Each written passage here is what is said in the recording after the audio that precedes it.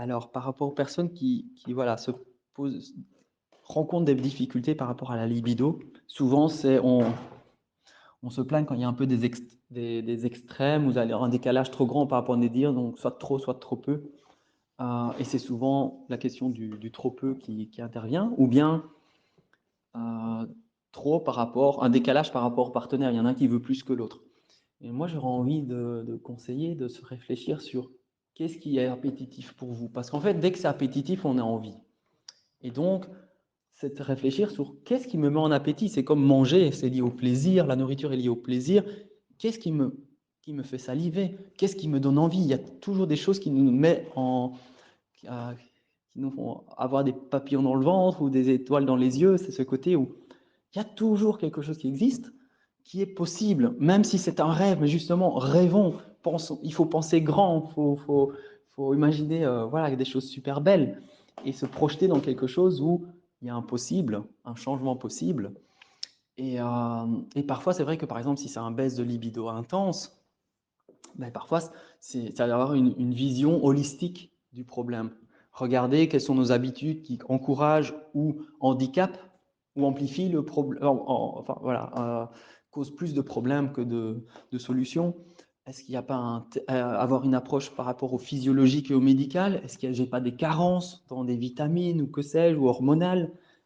Comprendre, avoir du recul sur la situation, de se dire à quel moment ça se produit plus ou ça se produit moins. Parfois, c'est en fonction de la journée. Un exemple classique, les gens disent ah, j'ai pas de libido. Mais par exemple, ils donnent toute la priorité au travail et puis ils ne font que l'amour le soir. Mais le soir, ils sont fatigués, ils ont fait plein d'obligations, ils sont remplis d'émotions de la journée. Et puis ils s'étonnent que maintenant, s'ils sont plus disposés à faire l'amour ou ils ont plus d'appétit le matin parce que l'homme ou la femme se sent plus réveillés, ou il y a un sentiment où les parties géniales sont plus réactives, plus sensibles, ben c'est peut-être à ce moment-là, ou si c'est sur la pause de midi. C'est-à-dire qu'il faut aussi donner une priorité aux choses et se dire pourquoi c'est toujours la chose un peu tabou qu'on laisse souvent pour plus tard, à un autre moment, ou bien on va le faire en vacances et il y a tellement d'engagement à ce moment-là qu'en fait ça capote parce qu'il y a trop de tension, trop de pression, d'attente et de frustration accumulée. Et donc ça devient encore moins naturel. Il y a peut-être des moments où on se sent mieux pour le faire et de regarder le contexte favorable dans lequel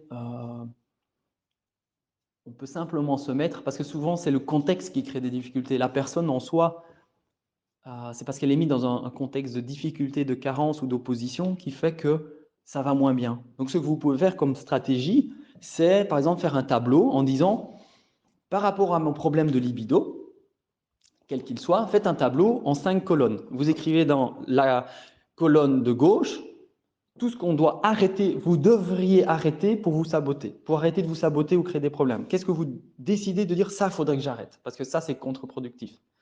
Ensuite, deuxième colonne, qu'est-ce que je devrais faire moins?